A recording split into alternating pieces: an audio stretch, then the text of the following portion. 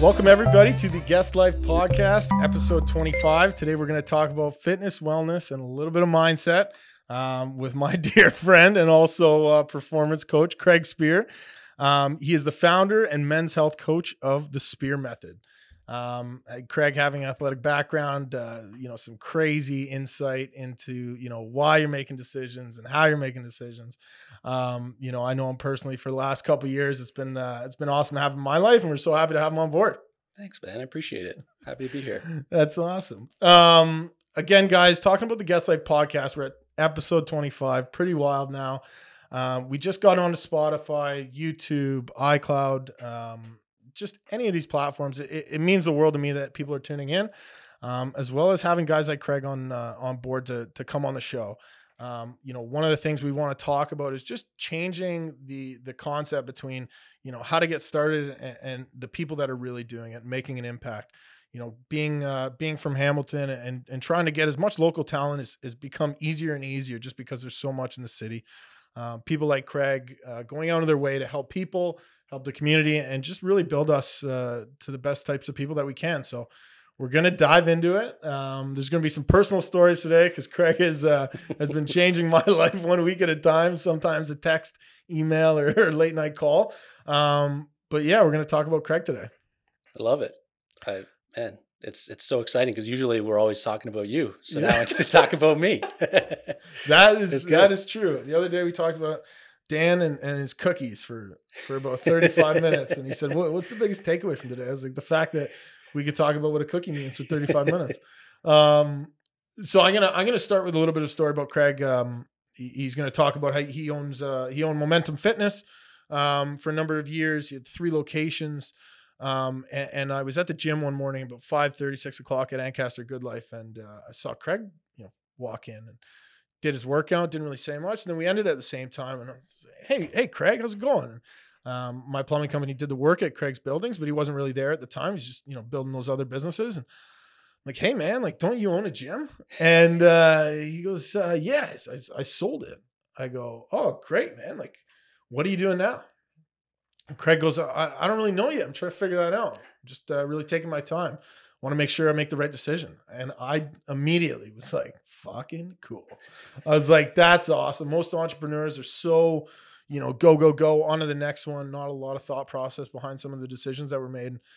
I got to know Craig by just straight up being vulnerable and opening up and saying, man, I'd love to sit down and chat with you. So it was about a year and a half of every quarter we'd have a Zoom call for a bit, discuss each other's businesses, and now being fortunate enough to be a client, but also get to share your next story. So that's really what I wanted from the first time I met you, but you weren't ready yet. So now let's hear about the Spear Method. Now I'm ready. He's ready. It's interesting that you remembered that encounter, because that was the impetus for all of this, right? Us connecting, and we didn't really know each other that well before. I mean, we'd met at chamber events and we'd, in passing and whatnot, and I knew of you and how well you were doing and all that. But it was funny just to run into you there, and then it was you, of course, who said, let's connect, let's get on a Zoom call, and then COVID happened and all that, but we still stayed in touch, and it was great just to kind of connect with another entrepreneur and share these kind of stories and what we're experiencing. And so it's really valuable. And all through that time, I really didn't know what I was going to do. And part of it was, for me, it was like, well, I'd run these gyms, a lot of overhead, a lot of risk, a lot of headaches, a lot of positive things as well, obviously. But when you go through that process and you sell your business, there's a natural kind of retraction to avoid the risk. You're in a safe place, and then COVID hit. And I'm like, well, I don't know if I really want to start another business right now. So it was kind of meant to be for me to take the time and just, it was hard. Let me tell you that. It wasn't easy. Like you said, my natural instinct was let's just start something, let's get going. And, but what it really allowed me to do was work on myself first. I needed to get to a better place personally, mentally, emotionally. And then that would allow me to show up better when I did start my next business. Mm-hmm. Because Momentum, it was great. I learned a ton of lessons, but it wasn't. There was a lot of bumps in the road, and I definitely wasn't showing up how I wanted to show up. So I think that's what that period really allowed me to do, is get to a better understanding as to who I am and then how I can be the best at what I do going forward. So spear method, that's kind of my long answer to jump into this. The short answer around the spear method is it's it's my way of helping people realize what's possible in their lives. That's kind of the short answer. The long answer is kind of bring in all the different elements of behavioral change, habits, mindset, physical fitness, healthy eating, um, to become the best version of yourself that's possible. And it's funny because most of my clients come to me from a weight loss perspective. I want to lose weight, or I want to get into better shape. And a lot of my clients are over 40, so they've kind of hit that point in their life where it's getting more difficult for them to do that.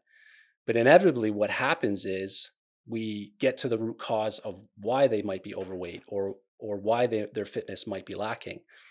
And when you do that, it ends up affecting all the other areas of your life. So relationships, your performance at work, how you connect with other people, the way you manage your finances, the relationship you have with your partner.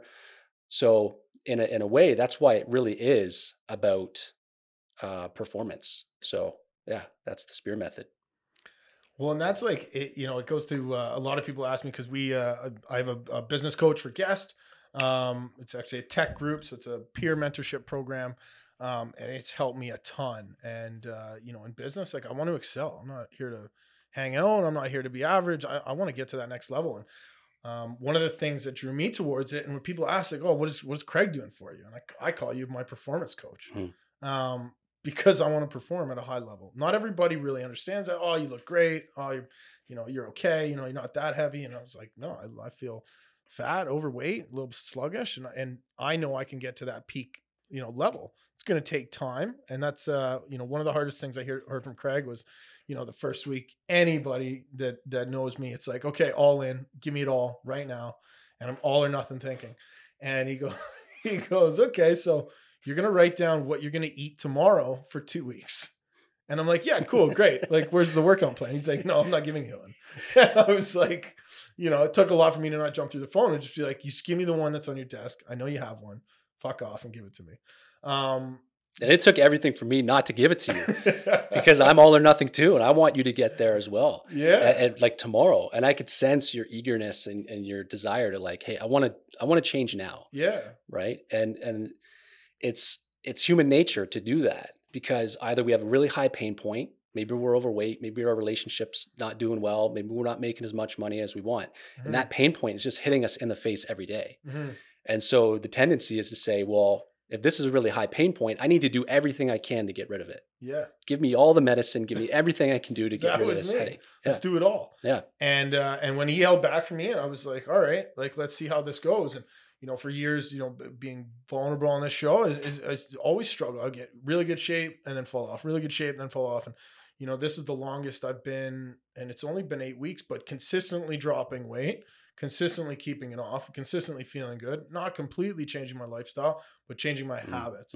And I'd love to kind of hear a little bit more about how you kind of came to be with the spear method, and also, how did you go from, university football to opening a gym to now being, okay, I want to change this, and this is how I want to take my business.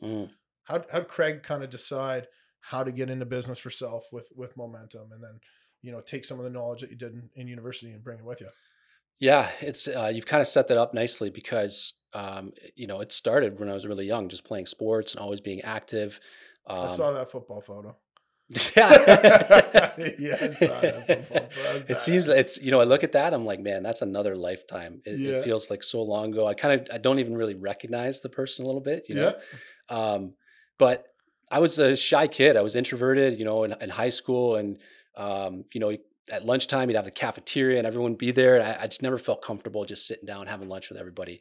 But we had an awesome weight room in the basement of our high school. So by nature, that kind of drew me more than the cafeteria. So I just started working out more and getting in shape that way. And I just loved kind of seeing what that did to my body and how that could change my body.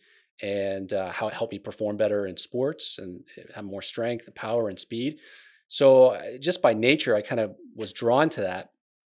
And then I started taking more kind of classes in high school. We had a kinesiology class that was all about human movement and exercise physiology. And because I was a sports nerd, that it all just kind of fit. And then ended up doing really well in high school football, being recruited to go play at Queen's University. And I was accepted to the phys ed program now, which is now kin. They called it phys ed back then. But um, just always having a passion for it, and just it almost kind of just naturally drew me. And so I was just learning all the way along about the body and how we can impact change. And from a physical standpoint, though, I took psychology classes as well, but I didn't really understand psychology then. It was like I had to have a concurrent arts degree, but I didn't really understand like what was happening psychologically. And also in Yeah. the place to receive it, I think, at those ages. Exactly. I had no clue. You just no idea, Yeah. right? I was worried about my next football game Yeah. and like whatever. But so when I graduated from school, I was like, all right, I can either go be a teacher, phys ed teacher. I'm not going to do that. I didn't have any desire to do that. I can go into kind of graduate school, be a physio or researcher or something along those lines. So those were kind of my only two paths with a phys ed degree at that time. And I decided, you know what? I want to train people, want to help them see the benefit of physical activity, but I don't want to go work at a gym. I just felt that would be too narrow. So I ended up starting my first fitness company when I finished playing in the CFL, and I went and started my own boutique kind of one-to-one training fitness studio. And so that kind of evolved into Momentum Fitness. And still not really understanding how important mindset was, still really focused on the physical side of things. And I would train people, they'd come to me, hey, I want to lose weight. And a lot of the marketing and media will say, well, you need to exercise. And so people have this, I want to lose weight, or I want to get in better shape, I'll go exercise. And I would help people lose weight through pure hard work and determination, like burn more calories than you're taking in, and you're going to lose the weight. And people did, and it was effective, but it came at a big cost.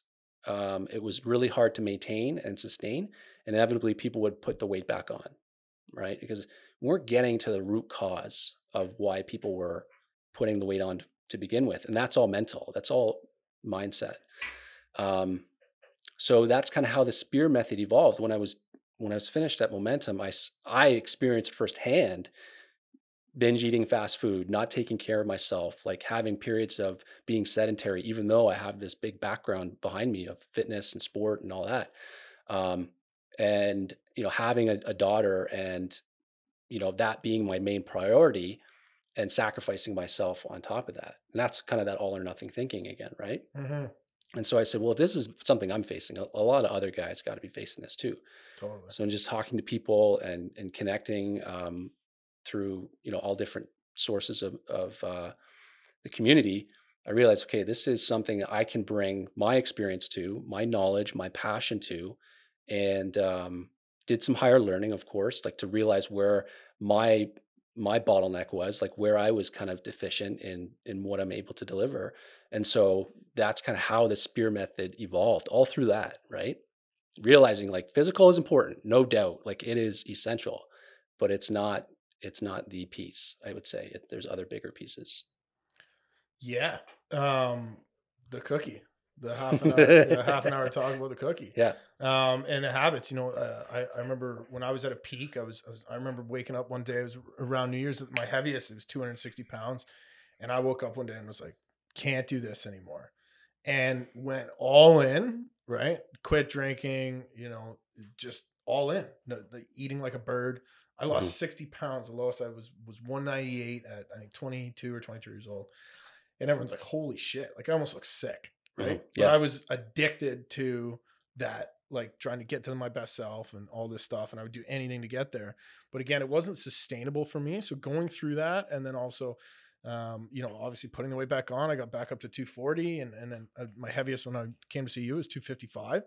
And it was like, well, I know what I can do to lose the weight, but I don't want to live that life. Right. So it's like, okay, some of the habits and some of the, some of the things that I was doing in terms of like my thought process and what I thought was interesting. So that's why one of the reasons that I brought you on and just kind of like opened up my eyes like tenfold. And I find when you've been through a couple different things, like this is hard to, they talk about, teaching, I just bring this up, but teaching personal finance in high school or teaching kids about mortgage and interest rates. Go ahead, teach it to them, see if they receive it. Mm-hmm. At 17, 16, I didn't give a shit about mortgage or interest rates. I don't know if you taught me, I would have cared. Right. And that's, I think, the thing when it comes to physical fitness, when you get to a certain age, and I love the fact that, I'm not 40 yet, but to that over 40 club, because this is where people they're aware. Right. And I know the methods that that Craig's taught me and some of his thinking is like, wow, where are my trigger points and how do I get there and how do I get out of it? Do you find that dealing with like an older generation they're more receptive to some of the concepts you're bringing in and it hits home a little bit quicker? Yeah, but I do have a lot of clients who are younger, right? Like you're 30 now.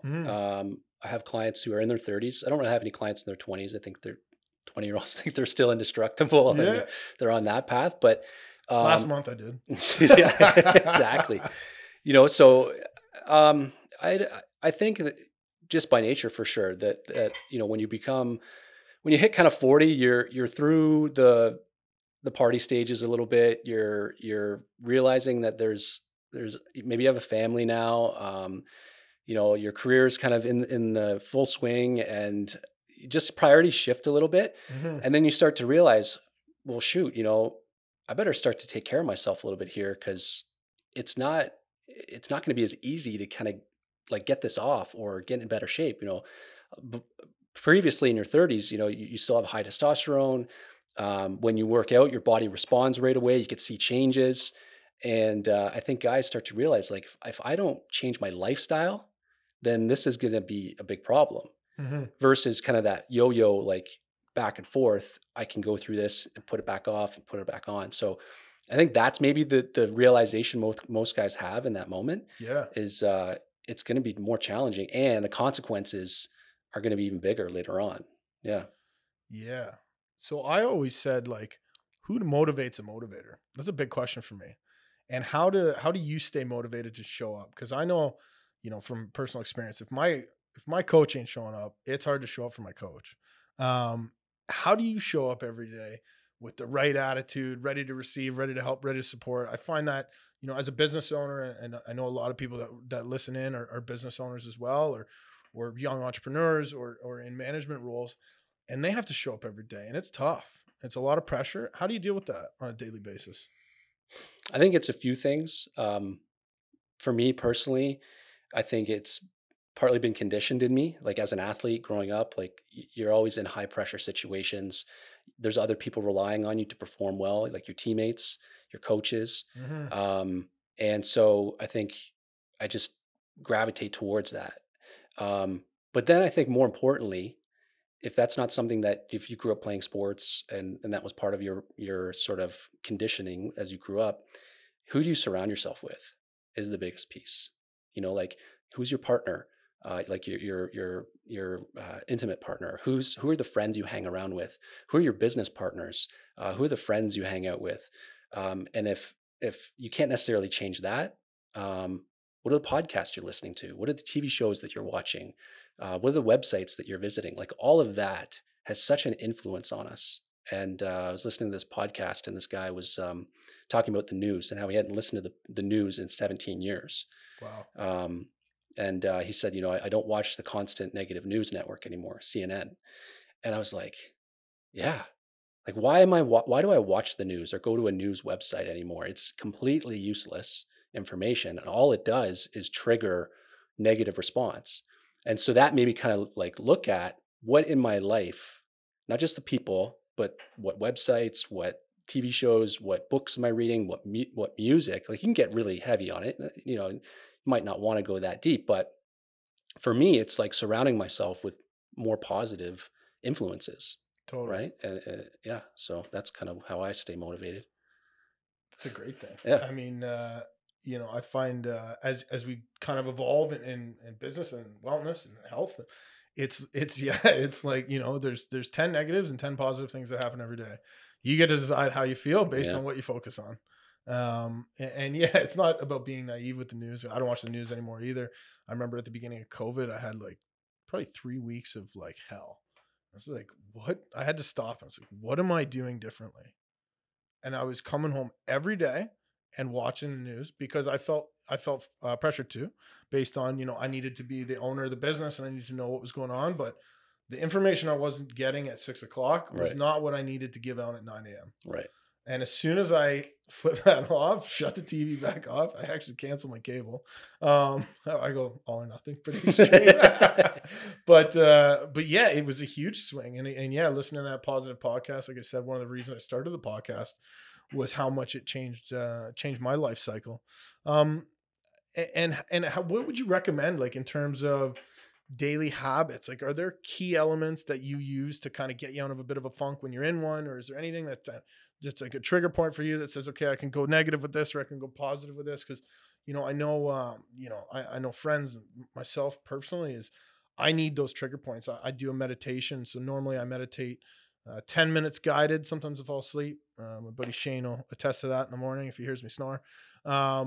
But yeah, I do 10 minutes guided after a workout. But when I'm having a really challenging day and I'm doing my breathing exercise and I can't get out of it, I go and I lay and I meditate for another 10 minutes. And almost every time it calms me back Hmm. down. That's kind of my trigger point when I'm having a really bad day. Do you use anything in terms of kind of getting you out of a funk if you are in one where you can't show up to someone in a negative mindset? It's a great question, and it's something I've struggled with because um, I teach a concept called the more, or like positive virtuous cycle. So the more you do one thing, the more other things are going to follow. Like if you do one positive thing, then it's going to kind of build into this positive virtuous cycle that, like that's where you spiral up, right? Or you can be in the You negatives. haven't taught me Yeah. that yet. No, we haven't talked about that yet. So the more you stay up too late, the more you need coffee the next day because you haven't got a full night's sleep. The more irritable you are, the more you beat yourself up because you had road rage or you lost it on an employee. So like that's the negative virtuous cycle. That's the Yeah. more the more. So the fact that you have the awareness to be able to like say, hey, I gotta like nip this in the bud, go meditate, like center myself again, Mm-hmm. is what I teach. Now, it's what I teach in practice. I have a hard time like catching myself. Like I lack a little bit of awareness to be like, oh, well, this is what I'm doing. I'm getting better at it, but um, I find that as long as I'm kind of in my routine, this is a good thing and a bad thing.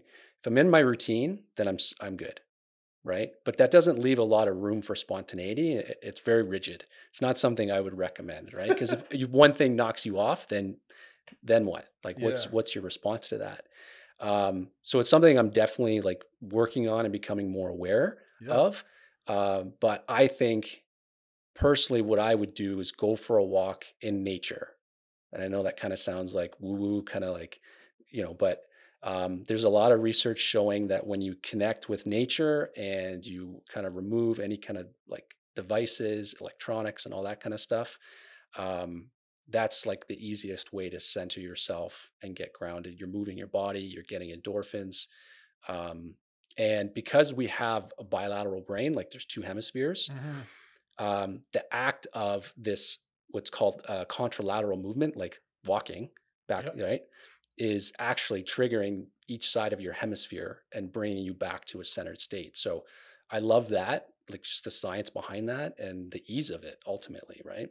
Wow. So but it's catching yourself and being aware, like, hey, I need to walk. And that's where I kind of lack a bit of awareness. Yeah. Yeah. It's great. And like, sometimes especially, I know in business is talking about how you're normal and you're a human being. And you have challenges too. And I think Mhm. it makes it more real when you have something to relate to, right? As you guys can see, if you're watching the video here, if you're listening, go check out Craig's page, but you're a beast, man. I saw you lifting some pretty heavy weight the other day. How do you feel these days, right? Like you seem like you're in the best shape of your life. How does that make you Yeah. feel, and how does that transition you to show up for clients, and also like start taking things to the next level personally. It's funny you say that because I think for the first time, like I've never looked in the mirror and been like, "Oh, you look great," or like I've never kind of had that belief or had those thoughts. And I caught myself the other day. I'm like, "Hey, why don't you look in the mirror and say, you're in great shape. You're 41. Like, you should be proud of yourself." And it's like there's like not body dysmorphia, but when people look in the mirror and they might see a different image than of what's actually being projected back to Yeah. them. I wonder if I have any of that, but I don't know. Um, I feel like I can always be better. That's what drives me. Like Yeah. like I feel like I can. It's funny because I've always had a challenge. Like, I played football and I got up to, I think at my best weight or my highest weight was like 195. Oh, wow. Right. And, I'm not a big guy. I'm not a tall guy. I'm 5'11". And so that was a lot of weight for me. But then I did an Ironman and I got down to 150. Right. And so it's like, what makes me feel the best Yeah. ultimately? Like, where do I feel good? And I think around 185 is like where I want to be. I feel strong at that point. You kind of mentioned looking sick. Like when I did the Ironman, I felt and looked sick. It was too much. Yeah. So I feel good. I feel like I've got a good balance between all around fitness and cardio, and I do more mobility stuff than I've ever done. And Hmm. um, I it's funny because planning and programming for my clients, it keeps me aware of like what I'm doing and keeps me accountable in a way. Yeah. So Yeah. it's funny. Yeah, it's interesting, but yeah, That's amazing. yeah, I think it's great, right? Like, even when we talk about business and peer coaching and stuff like that, like I find it's a little bit unique to ask for help. We're these, essentially men or women, we're supposed to know everything. We're supposed to have the answers. And, one of the things, and I just share a personal story, but the reason I call Craig my performance coach is because, I always say, if you need to pay for personal training to go to the gym, you're not ready for a personal trainer, right? You're not going to be at a performance level. You might be at a need help level, but what happens if that guy's on vacation or girl's on vacation? And the reason I call Craig a performance coach, because I said to myself last year, I said, I want to get in better shape. I'm getting into my 30s. I want to get in the best shape of my life. I've never had that consistency. But I got to prove to myself that I don't need Craig to create the habits. But once I get them on my own, I need to learn how to critique them. And I think that's like trying to do your own taxes if you want to get critical with it. We can all do our own taxes. Are we going to do them the best? No. Call a professional, please. Right? That's good business advice. I'm not charging for that right now. But it's the same with physical being, wellness, coaching, and when it comes to business, you want to be the best plumber. You know what I mean? You learn from the best. And as soon as I got that in my head of, you know what, I want to be elite. I want to be in the NBA of business. I want to be in the NHL business. How do I get there? Well, an NBA pro has a shooting coach, has a fitness coach, has a health coach, has a business coach, right? A lot of the people, money managers, stuff like that. Why in business am I trying to do everything myself? I need help. And when I made that realization that it's okay to ask for help, just my life, honestly, 180'd. And for anybody out there that's worried about asking for help or feeling insecure, a guy like Craig, whether it's that or just business coach, I cannot value it enough, from so many different standpoints. And Craig has taken me to a level of understanding my body in 2 months that I couldn't have imagined of being, in 10 years. And I think it's just by being like, you know what, I don't know it all. I don't have 6 hours a night to research it. And you know what? I need help along the way. And when I came to that realization, boom, took off. Because I had the tools myself and I had the dedication myself to kind of stick to something. As Craig knows, we got to work on that a little bit, a little bit harder to see more increased results. But changing a lifestyle is not an easy thing to do, especially when you have this thought process of yourself mm, and individuality of I'm a business owner and I'm busy and I'm always on the road and I don't have time for planning and I don't have time to meet Craig for 45 minutes a week. I don't have any time for myself. That's all bullshit that we tell ourselves, and really it's putting ourselves so much further behind. So I want to kind of wrap up with what would you give as advice to the next generation of someone trying to get into your space or someone trying to use you guys as a service? What does that look like? What advice would you give your younger self? Hmm. I learned this I didn't learn this lesson recently. I've learned it all the way along. But the first thing that I would say to people is, um, you have to be willing to be uncomfortable. You got to be willing to feel the discomfort that comes with growth. Mm-hmm.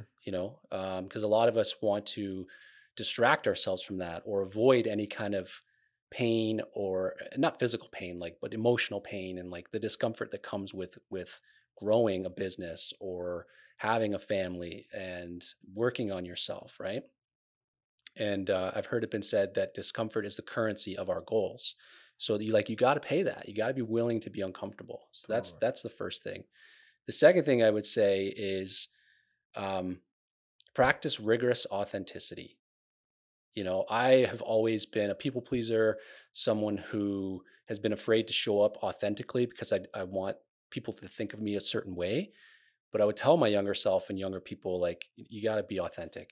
And if that means at the expense of a desired result that you have, so be it, but be authentic. And so kind of that's the third piece of it, is surrender the result, because you can't be authentic. It's not always going to work out for you. You might not get the job that you want. You might not land the client that you want. You might not meet the person you want, but at the end of the day, it's you. And when you can do that, like, so much positive comes from that ultimately, instead of trying to like fake your way around things. Does that make sense? Oh, Yeah. it's fantastic. Yeah. It's hard to hear without experience. Hmm. And that's what I found when I was younger.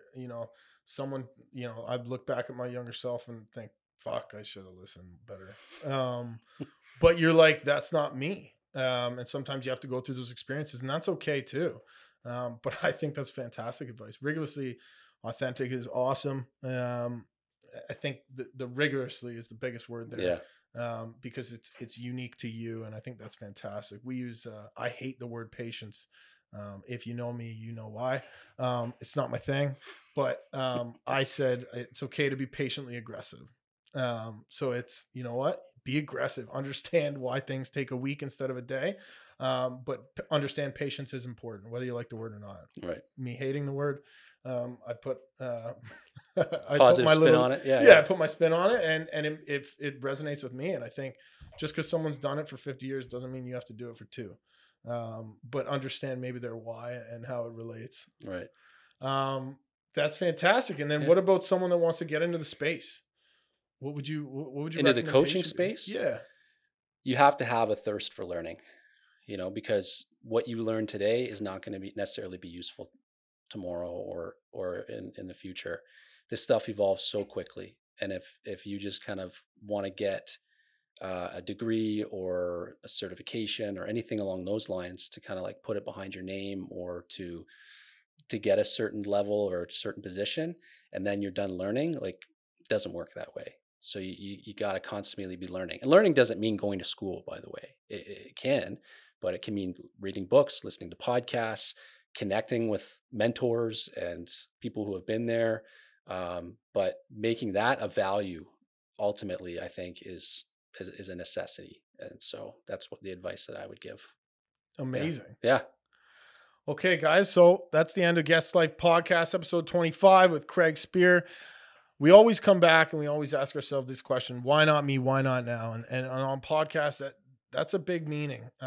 Whether it's your fitness, your health, why not you're getting into business, going back to school, whatever that means for you, try to think about that. And why not me? Why not now? Why not? Craig, one of the things he always says is, why wait till Monday? You thought about it now, do it right now, do it in the morning. I've challenged him back on that a couple of times very proudly. He said, "Oh, you're going to start Monday." I said, "I'm going to start tomorrow." And I think that's what it's all about, is surrounding yourself with people like Craig is a mentor of mine, to take your life to the next level, whether it's in business or health or in a relationship. So Craig, thank you so much for being on the show. It's been an Appreciate it, man. absolute pleasure. I've known he's changing my life. He can change yours too. He's all his stuff is going to be on our page, thespearmethod.com. his email, Instagram, which is getting better by the day. I think today's post was how not to gain 5 pounds this weekend. I said, sign me up. So thank you, Craig, for being on the show. Thank you. Appreciate it. Okay. Take care, guys. Thanks so much for tuning in.